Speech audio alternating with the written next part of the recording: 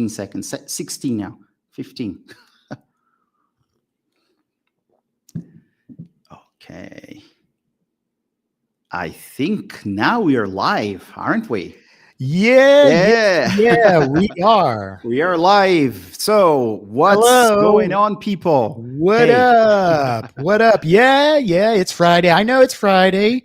You're not crazy. Today's not Sunday. Today's Friday. Yes, and it's tea time again. It is. So cheers, bro. Cheers, I'm man. drinking your favorite tea. No milk this time, okay? So then it's my favorite tea. Then it's your favorite tea, yeah. Yeah, when when you add milk, then it's disgusting for you, right? Yeah, I don't like it. Yeah, I really don't. Bro. So welcome, guys. This is another episode of Chá Pedagógico. This is the third episode of the year. The third of the year, right? Third episode of the year. Yes, today is right. March 28th, 2025. Welcome to Chá Pedagógico. I hope you guys have a great time. We always have great time when we're doing the episodes here. We do. Today, we are going to talk about school evasion, and we're going to try to make some connections. We always try to make some crazy connections. Always. Yeah, like one day we have to record our meeting, and then actually release the footage so people can see how we come up with the ideas. But anyway, it's going to be fun because I remember when we were talking about this, you said something about school evasion because you had seen some numbers on TV about your city. Yeah. And then I thought, okay, so let's talk about the system. Let's talk about fixing some things. And then suddenly we came up with the Beatles. Right? And we have no idea how it happens, but it does happen, right? Yes. All the time. Yes, exactly. So yes, we are going to make a connection between school evasion, cognitive development, and the Beatles. Are they connected? Somehow they are. Yeah, they are. And it's not just the title of the episode, because if you're a Beatles fan like I am, as you can see. Yeah. Oh, yeah. Like as you can see here. You have all the Beatles, everything. Exactly. Right? You notice that the title already pays a tribute to the Beatles. Yes. Fixing a Hole, which is the name of a song on Sgt. Pepper's, the album Sgt. Pepper's. So And before we actually start, if you guys are new to the channel, please don't forget to subscribe to the channel. It's really, really important. At the end of the episode today, don't forget to hit the thumbs up. The more people like the episodes, the more the algorithm is going to recommend not only the episode, but previous episodes to more people. So you're helping the channel, you're helping the podcast grow. Basically, yes. And do you like our content? So please do that. And you know what? You can also interact through the chat, and we have prepared a special poll for you. Yes. So please, folks, take a look at the question we put there. Why do kids and teens drop out of school? And you have 4 possible choices. Please vote, and we're going to talk about this throughout the episode. And at the end, we can check the statistics there, right? Exactly. We like statistics, right, man? You do. I don't. You do. Okay. I don't. That's true. No. Because of my professor, Bill Brown from Scotland. Thank you. The numbers, no. And there is one more reason for you guys to interact with us in the chat box here. Because last episode, you guys were amazing last episode. Yes, 30 days ago. Yeah, you were. 30 days ago, we broke the mark of 1.8 thousand views. 1.8 thousand views. That was awesome. That was really awesome. So thank you guys. Thank you for watching the episodes. Thank you for commenting in the comment section. You can do this as well. Feel free to use the comment section here after the episode. And if you're watching the recording, you're not going to have a chance to actually interact with us in the chat box, but you're going to have a chance to interact with us in the comment section. Do so. Share the link with whoever you think is going to be interested in the podcast. And because we're very thankful and grateful for you guys watching the episode, we prepared a special treat for you. Yes. But I'm not going to say what the special treat is. Only if you guys start interacting with us in the chat box. If you don't interact with us in the chat box, I'm not going to say what the treat. No treat. No soup. No soup for you. No soup. No soup for you. Yeah. So interact with us in the chat box. Tell us where you're from. If this is the first time you're watching the episode, tell us if this is the first time that you're watching the episode, and don't forget the poll. It's also very important. Cool. And go ahead. Yes. No, I was just going to ask people, so I know some people are connecting from different countries, and it might be very late. So I just want to ask you folks, where are you connecting from? Because, if you were there, if you're like 6-7 hours ahead of us and you're watching us, that means a lot. So thank you very much. Thank you so much for that. Yeah, that's amazing. And what you mentioned a couple of minutes ago, that I stumbled upon some numbers. Yes, we do have a federal institution here in Brazil that's responsible for collecting social data. Like the number of people living in the city, the number of people attending schools, the age, et cetera, et cetera, et cetera. And it's a federal institution. It's an official institution. And the numbers came out some weeks ago. And here in my city, only in my city, 20% of the population haven't concluded the elementary school. Meaning that they drop out of school before they finished elementary school. Putting into numbers, 20% here in my city is about 200,000 people. So there are 200,000 people here in my city, only here in my city, that haven't concluded the elementary school. And that stood out. Immediately, I called Andre, and I was like, dude, we got to talk about this. Look at these numbers. We have to address this issue. There's a lot behind this. We need, and not only behind that, we are going to suffer the consequences if we haven't been suffering the consequences yet. We are already, but we are. Yes. And one of the things that we are going to, that they immediately, directly are going to suffer is in their cognitive development. Yes. And just to add something to what you were talking about, man, I checked out UNESCO's website. UNESCO is an international organization, and they do a lot of research. And I was actually kind of shocked, to be honest, because when you look at, we know this, but we get shocked anyway, because it's a huge number. So it says here that 250 million children are out of school. And what you need to know about UNESCO's latest education data. And it says here that the figures were compiled by the Global Education Monitoring Report. And this is from 2023.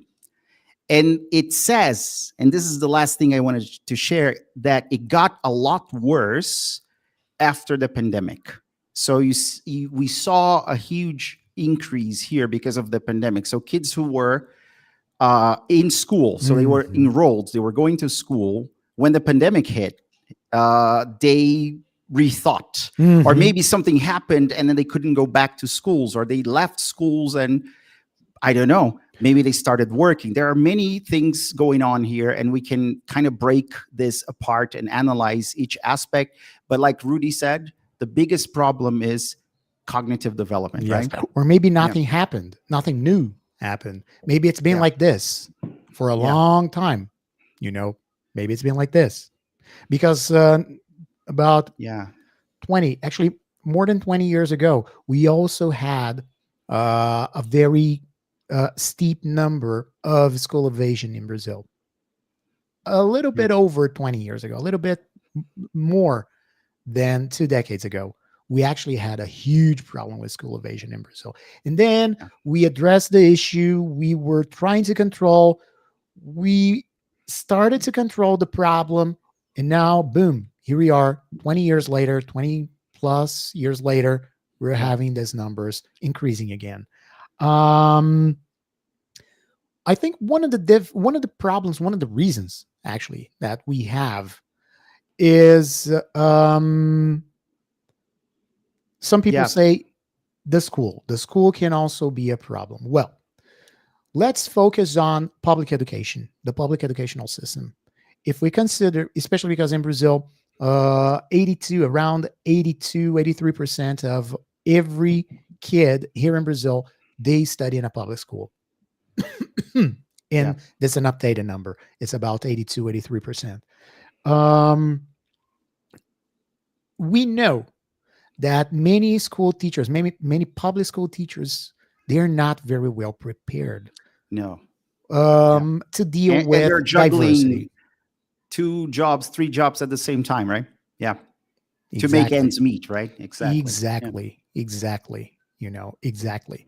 So Yeah. one of the issues that we have, and I would like to start this episode with, is the teacher problem. Yeah. Not that the teacher is a problem, but the way that teachers are being prepared.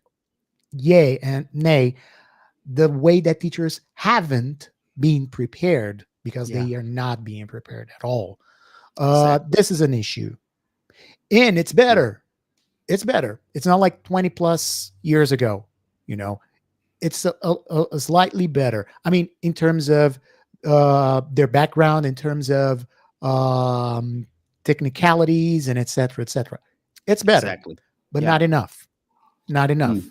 Especially because we do have a new generation now. Actually, we've had a generation that has different demands. Has different demands. Exactly. And Exactly. again, I think this is a recurring issue that we teachers have because everything changes very fast for Yeah. us. And And you know sometimes it what? is hard for us to keep up with Yeah. these changes, Exactly. the societal changes and all these things. It is very, very hard. Yeah. So the demands that the population has today is way different from the demands that the population Yeah. had 15 years ago, for instance. And you know what, man? You were talking about public education, and just to add to that idea, if we look at private education and we look at specifically schools with some sort of bilingual curriculum, right, or an extended program in I don't know, a second or additional language, right? One of the biggest problems or issues here is finding the right professional to work in those contexts. And again, we're talking about schools that are private schools. So in terms of salary, wage, and benefits, usually teachers get paid better. That depends, of course, because here in Brazil we have concurso público, right? So depending on the city, depending on your situation, you can actually get a very good and stable job with the government and be paid more. But that's usually not the typical case here. Mhm. And what we see, like you said, a lot of teachers coming out of college, they have, I don't know, they have studied letras, so that's modern languages, right? And there are no practical components in the curriculum for them. So basically what teachers do, and we know that from pedagogy, we know that from education, we know that from modern languages, what teachers do is they spend 4 years of their lives, sometimes 5 years of their lives, talking about theoretical stuff. Mhm. So if you study pedagogy in Brazil, you're going to go through Piaget, Vygotsky, right? You're going to Yeah. go through Montessori. Yeah. But where is the practical component of actually teaching? So that's the problem. If you are a language teacher in Brazil who went through public education, public schools, and then or even private schools and then college, you don't really learn how to speak the language in your course, right? So Yeah. that's a problem. The teacher is definitely a challenge, right? We have to Yes. better prepare those teachers. Yeah. Exactly. And one other issue that teachers have to be better prepared is about the diversity that they're going to face in the classroom. Not only social diversity, but personal diversities. Exactly. You're Yeah. going to find students with some disabilities. You're going to find students with, then again, that are coming from very poor families. Yeah. Students that are going to come from broken families. Exactly. Abusive families sometimes. Abusive families. Yeah. Are teachers ready for this? Are teachers prepared for this?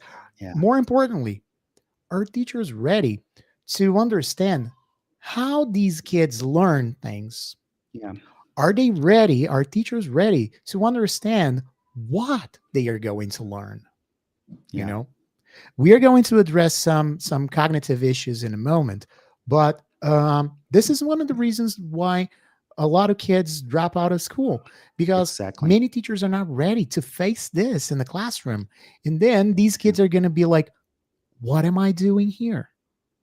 It Why doesn't should I make stay here? sense to them, right? It Yeah, doesn't to make their any sense to them. reality. Yeah, Exactly. exactly. Exactly. Yeah, And again, I'm not saying that because we do have a huge problem, not in the public school system, but in Yeah. private schools, we have many kids coming from privileged families that are yes. dropping out of school because they say that schools don't teach them important things for their lives, meaning that schools don't teach me how to make money. Yes, this is a Yeah. big issue. That's not what Or we're do your talking. taxes or something like Exactly. that, right? That's Yep. not what we're talking about here. Yeah. These kids are also wrong. They shouldn't drop out of school. They should stay in school. Yeah. Everyone should stay in school. What we Yeah. are saying here, Regardless. Yeah, exactly. exactly, Yeah. regardless of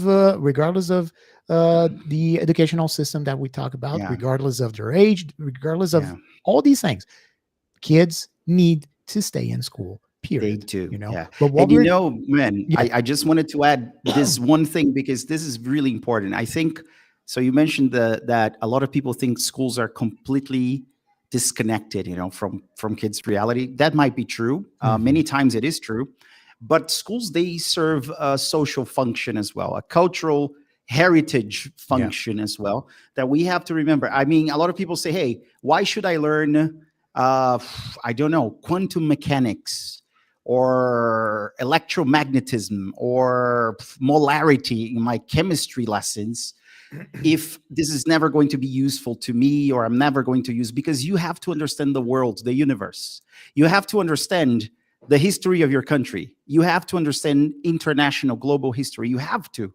What is happening nowadays that is actually quite scary is that people are buying more and more they're into the whole fake news thing that is going on globally, because they cannot discern what is actually true from what was invented and put on a website. Because again, we have to learn the basics, the cultural blocks of our country. We have to learn basic mathematics. We have to learn basic everything. Bottom line, we have to learn. We're about to address the cognitive issue here, but we have to learn. We have to learn. Yeah. We have to learn every single thing we can. We have to learn history. You have to try to learn chemistry. If you haven't watched the latest episode, watch the last episode. You're going to see I struggled. I tried to learn chemistry, biology, but you have to learn. You have to, or at least try. You know the basics, bro. Now you won't be fooled by someone trying to sell you some BS, because right, you at least know the basics. Yeah. And there was one more thing. Another type of diversity that many teachers are going to face once they get into the classroom, neurodiversity. Yes. For instance, people who have attention deficit. Yeah. Disorder. Yeah. ADD or ADHD. ADHD. Are teachers really ready to deal with this kind of student? Yes. I don't think so. Not even in private schools. I mean, they're not. I mean, not even in private schools. There are many private schools that are that are not ready for that. There are many. Exactly. And imagine a student that has this kind of disorder. This kid is gonna feel like they don't belong. Exactly. And they are gonna ask themselves, like, what am I doing here? I'm better off out of here. Because I wake up every morning, I come here every day, nothing makes sense to me. Why should I stay here? Exactly. Why should I stay here? Yeah. And I'm out of here. Yeah. And I think this is something that connects. When we were talking about the Beatles, I thought about why did the Beatles become such an amazing band? Like they broke ground, they were pioneers. They They revolutionized music. We can say that. That's why we're huge fans. Mhm. One of the reasons why they were very, very popular and extremely good, actually, was because most of them, if not all of them, had some sort of condition, neurodiverse condition that we didn't know about until much later on, because at the time, the 1950s, when they were teenagers, there were no diagnostic tools. We didn't understand things better. Nowadays, I've actually read a couple of things. There was a biography that came out on John Lennon, right? And in 1988, I think. And it said basically that he was quite probably, very probably, dyslexic. And there's evidence to support that, because John Lennon wasn't a very good student, folks. He didn't pay attention. He was always doodling in class, writing poems. Actually, there was a book came out with some of the poems and lyrics that he wrote in school during class. So he was not paying attention. And the thing is, he is a huge success case, right? Yeah. Because he became an amazing reference to all musicians around the world. And there are many people who are like John Lennon, who are like Paul McCartney, people who dropped out of school, who are not very good at school, and they figured out something to do with their lives, and they became hugely successful, because schools are not ready to embrace those people with specific learning needs, right, Rudy? Yes, absolutely right.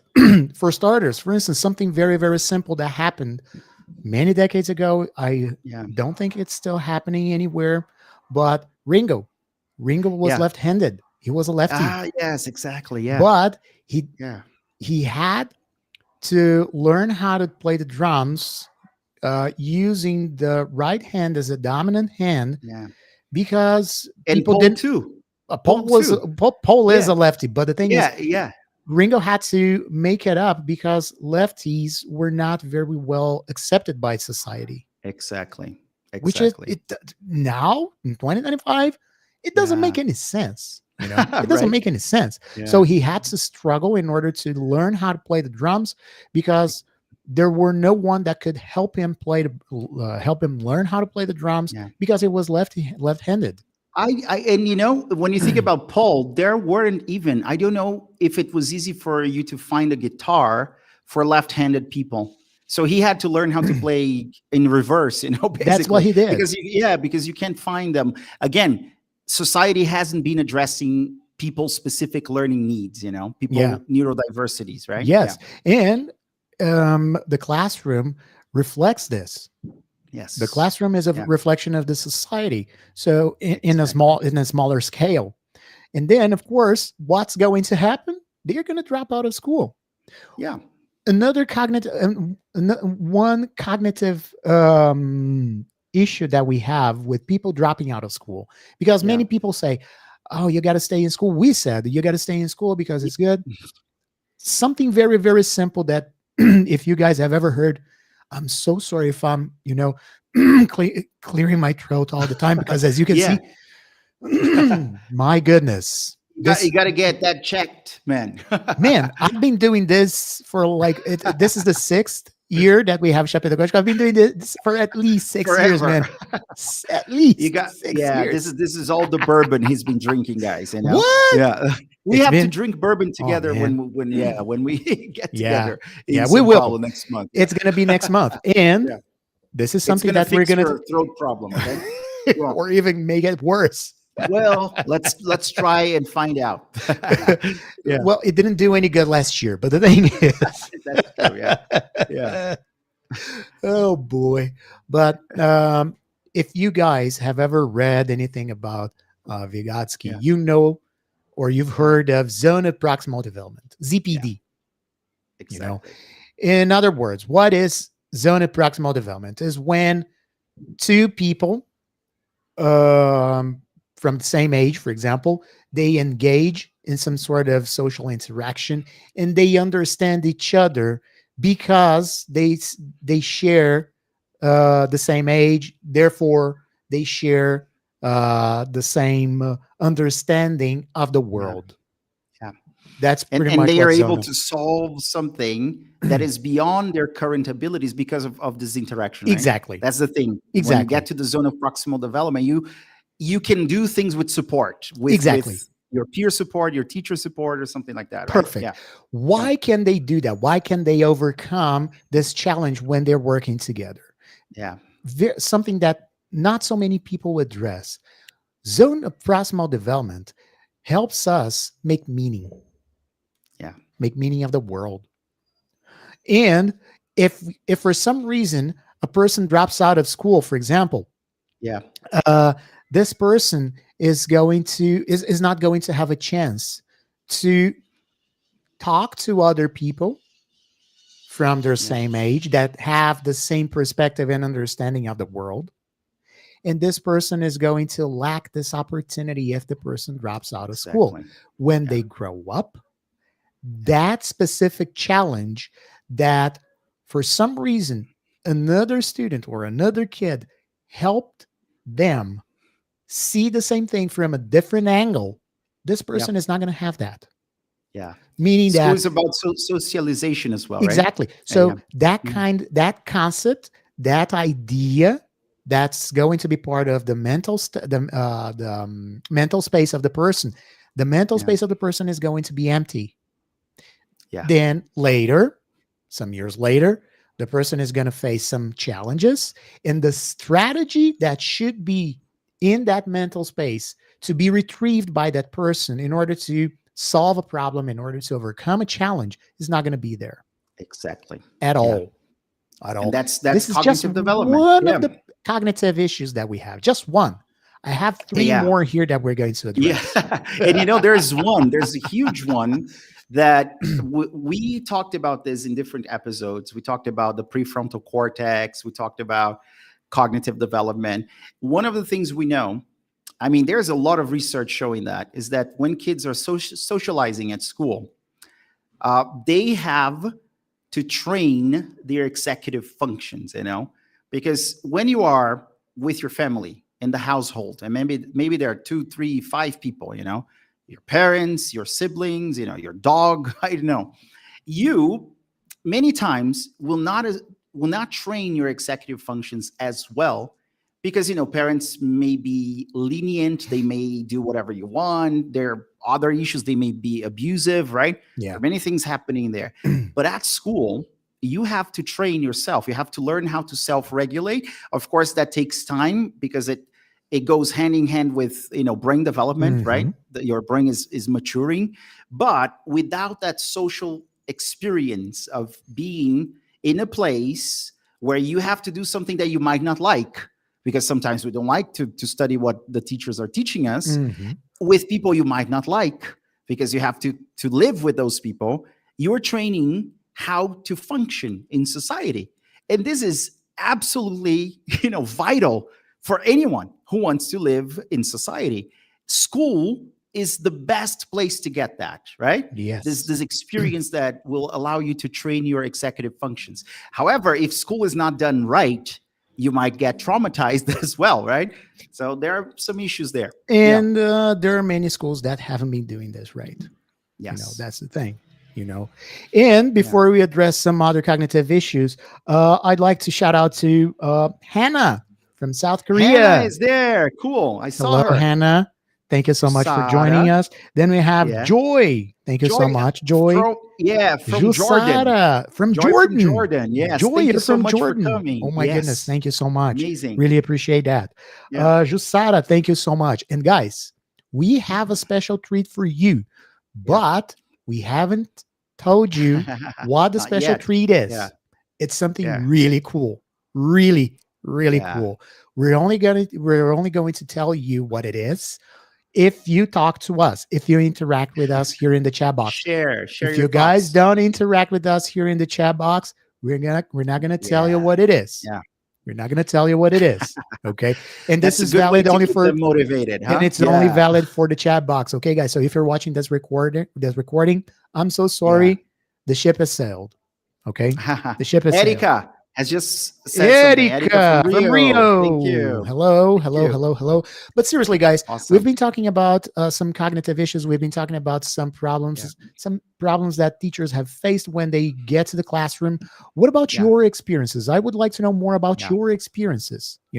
Have you faced any Dropouts, right? diversity, some Yeah. dropouts, some teachers Yeah. whose family didn't provide the support, and then this Yeah. kid dropped out of school?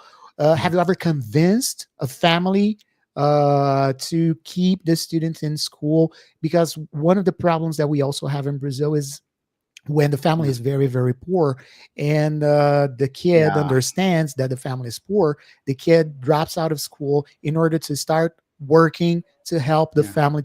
family, financially.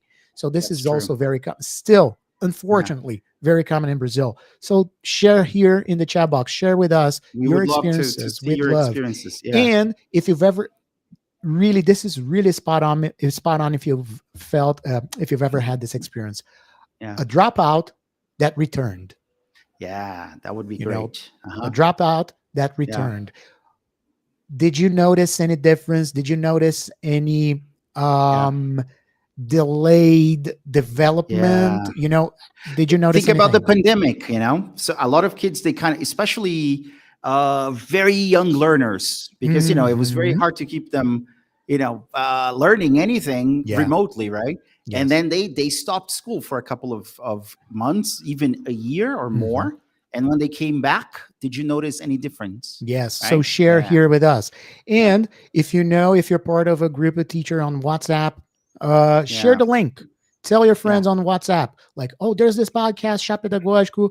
They're live now. Tell them to Yeah. come watch us, because last episode we broke the mark of 1.8 thousand views. If we break That's the mark, true. every time we break a new mark, we are going to come with special treats for you every Aha. time. Every time. Good. And Yeah. I don't want to spoil, but it involves a bookmark Oh, like this one. yes. Like this one. Take a look. Yeah. This is pretty cool, huh? This is It involves awesome. a bookmark. But anyway, so, but you may ask me, but really, you're a cognitive linguist. What does this all have to do with language development? Everything, everything. Uh, when we are starting to learn a language, uh, we start creating concepts. We make concepts. We conceptualize everything. And we put these concepts, we insert these concepts in something called a mental space. We have a lot of concepts. And the first concepts that we generate, they are called stereotypes because we don't have much experience, much knowledge of the world. So if we see something for the very first time, it's common for us to assume that this is going to be the same everywhere in the world. So that's a stereotype, you know.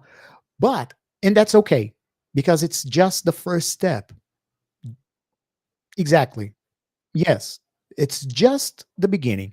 But as we get knowledge of the world, as we experience things, this stereotype or these stereotypes, they evolve, they change. So, for instance, I remember some years ago, we had an episode talking about stereotypes. I remember we weren't at Disal yet, but I remember having an episode, and I used the triangle, the shape triangle. Yeah. Uh, when we first experience a triangle, we think everything is a triangle. Oh, this is a triangle. Yeah. And then we come to learn that maybe not everything is a triangle, or there are different types of Different types of triangle, triangles. Yes, exactly. you know? Yeah. So the stereotypes evolve. If for Yeah. some, and the only reason why these stereotypes evolve is Yeah. because we interact, we have social interactions. Yes. We always mention that social interactions are the trigger for cognitive activities because And they we are. initiate meaning when we're doing that, right? Because Yes. whatever you think about a concept will overlap with whatever I have in my prior memory or Mhm. knowledge, or it will be different. And then I will have to, then there's an error alert in my brain that basically lights up, whenever something is different from the prediction I have or I had. And this is the one of the best moments for learning. So because the brain is a prediction. I don't like calling it machine because it's not a machine. Call It's it a not made of, computer. yeah, a computer, but it's an organic computer, right? Yeah. And it's better in many regards. But way better. So, but when you make a prediction of why something should happen this way or that way, and there's an error because your prediction was wrong, then your brain has to readjust that concept. Why is this wrong? And then this is the best moment for you to learn anything. Exactly. Right? Exactly. Yeah. And once you create this concept in your mind, you will need to make an association with some linguistic construction. Yeah. In order to express whatever is in your mind. And if for some reason you drop out of school, your stereotype is going to be there forever. You're not going to have a chance to evolve this stereotype into other conceptualizations. This is not going to happen. And by not evolving the stereotypes that we have, we're not going to have the an adequate construction in order to express whatever is going on in our minds. Yeah. Therefore, your mental space is going to be limited, and your linguistic range is also going to be extremely constrained, super constrained. This is just another reason and why dropping out of school is really dangerous. It's bad because we learn how to read and write in school as well, and express ourselves. So this boosts our linguistic repertoire, right? As we are growing, and we get exposed to other people's views and the teachers' views, and we get exposed to content, different types of content. So dropping out of school is one of the predictors, actually, of a very poorly lived life, and it relates to a bunch of bad things, so you can grow up to become an abusive family member, criminality, more crime in the family, suicide rates and everything. And I think that is connected to, because we've been talking about the cognitive aspect, right? But there are other aspects that we think also relate, and they are connected as well. For example, pedagogical and methodological choices. Like we talked about, maybe teachers are not prepared to teach because they don't know exactly how to deal with students who have specific needs. But also sometimes teachers have their hands tied because of administrative, choices that, and then now we're talking about the private sector. So then you have to teach like that, because if you have to use the book like this or like that, or you have to access the platform or whatever. Otherwise, you're going to get fired, or the parents are going to come and complain. And then you create an experience that is sort of unilateral. Yeah. So you go anywhere in Brazil to any private school, and people, they complain about the same thing. Oh, I can't do that because, admin doesn't allow me to do that, right?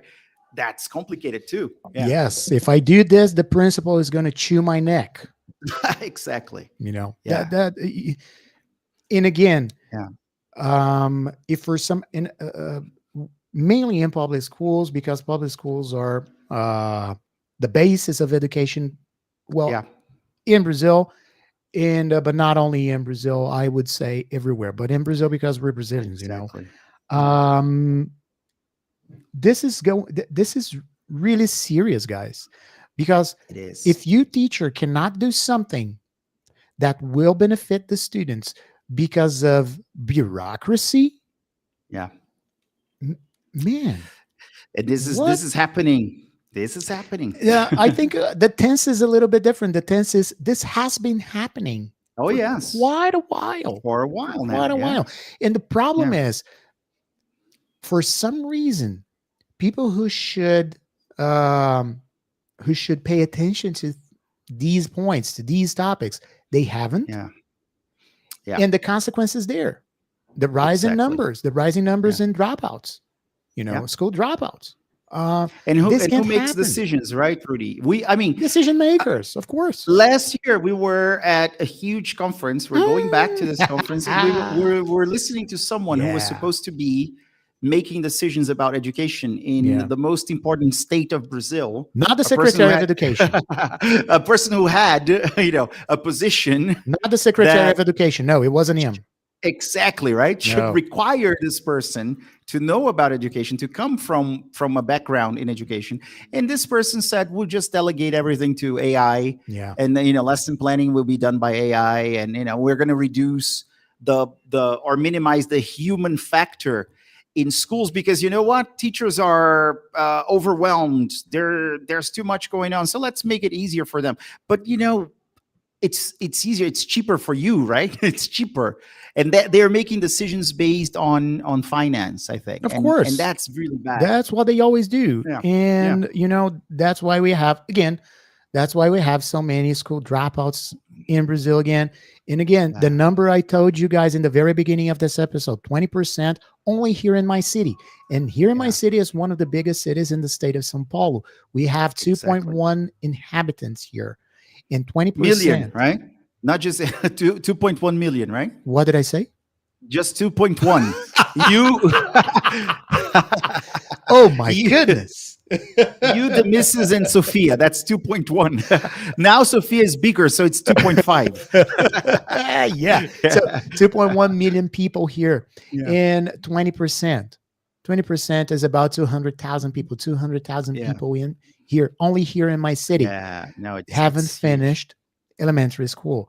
The consequences are going to be seen in the workforce. We're not going to have workforce ready enough to perform whatever activity they have to perform.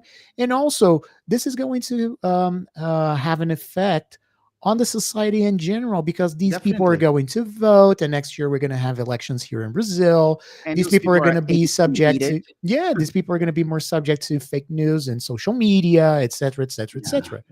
And you know what? Here, I mean, since we're approaching the end, why did we connect that to the Beatles song? Because I remember I watched an interview with Paul McCartney, and I think it was actually Jerry Seinfeld, because you talked about the soup guy, and I remember Jerry Seinfeld. He was doing a stand-up show or something like that, and for Paul McCartney, I think it was like paying tribute to Paul McCartney or something, and they got Seinfeld to do a stand-up about him, and then he used a lot of Beatles songs to talk about Paul McCartney's life evolution, right? So he started with holding hands. I want to hold your hand. And then he got older and older, and now he's fixing holes, So basically, that's what this episode is about. Like, are we just fixing holes? Because they will never stop coming up, like that. Or do we rethink the whole educational system? Because again, I tend to think of education systems as a huge train in that is moving really fast, and for you to stop something like that, it takes a lot of effort, a lot of people coordinating efforts and time. Yeah. But if you don't do something about it, eventually the whole thing will derail. And a lot of people will die, because then it's just getting more and more momentum, and then it's going to derail. So the thing about the education system now is there something we can do to just stop fixing holes and do something that will actually revamp and reboot the system, or do we keep fixing holes like, an like older Paul McCartney? Yeah. Like the song. Fixing holes, patching holes, Exactly. So what do we do, man? What we do, we talk to you teachers. Yes. We invite you teachers to come with us and share your experiences and share your ideas with us. This is space that we have here. This is spaces. This is a slogan that we've been using not so long, not for quite a long time, but join the cognitive revolution. Join the revolution. Yes. This is a revolution. This is another space. song, Beatles song. Yeah. You say you want a revolution. See, there are a lot of. I'm not. They have songs for everything, bro. Yeah. That's Yeah. why we're big fans. Yeah. Yeah. Look at Jusada what Jusada is telling us. Teachers are Okay. overwhelmed because they don't have money nor Yeah. time. Absolutely Yeah. right, Jusada. That's Absolutely true. right. Absolutely right. So that's why it should start from the top management, from Yeah. decision makers, Secretary of Education. And then from the Secretary of Education, we have here in Brazil, we have something called Diretoria de Ensino, Yeah. you know, then these places, and then principals, and then teachers. Exactly. It Exactly. should come from the top management. Yeah. Because Yeah. yes, we've been overwhelmed. I understand that. I completely understand. Even teachers who work at private schools, they've been overwhelmed as well. It's not like Yeah. That's true. it's not always, blue skies in calm waters in Yeah. private schools. Not at all.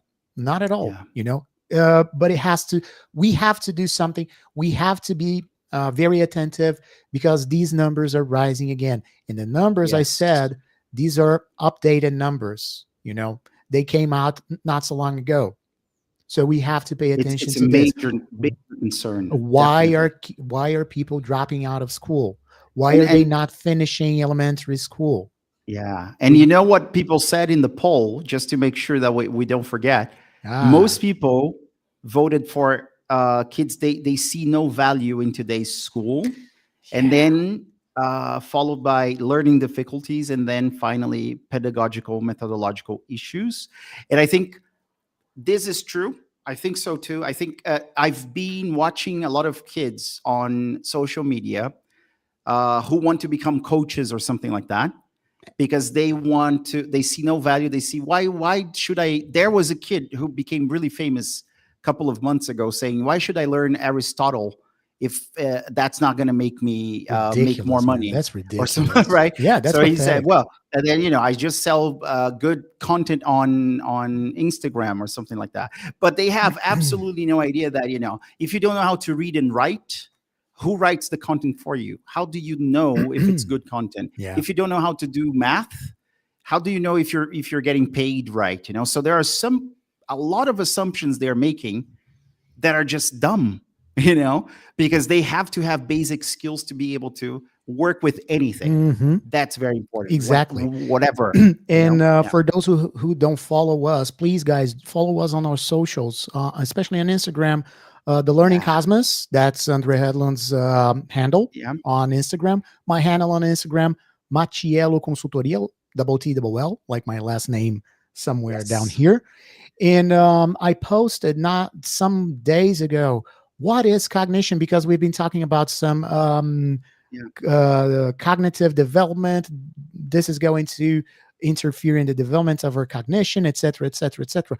Okay, what is cognition? Cognition, in simple terms, when you have when you have some information is stored in your mind, and this information is there, available to be used whenever you want, even though you don't have anything tangible, even though you don't have anything physical in front of you, and you can retrieve that information, that's your cognition at work.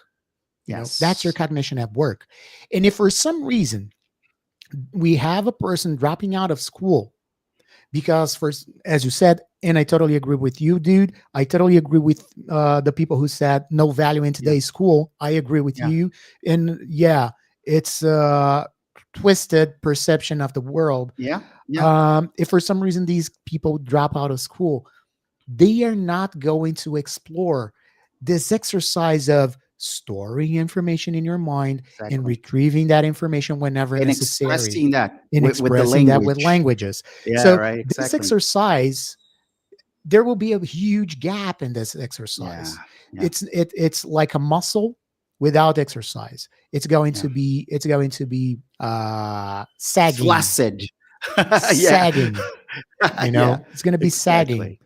Exactly. This is going to be a problem because some people who say, I don't need this information. It's not just only just about acquiring the information. It's also about the exercise, the strategies that you use in order to retrieve that piece of information, the cognitive exercise that we do. And if we don't exercise this, if we don't have a cognitive exercise and you drop out of school, if for some reason in real life you see yourself or this person sees themselves in a situation in which requires this retrieval of information, they won't know what to do.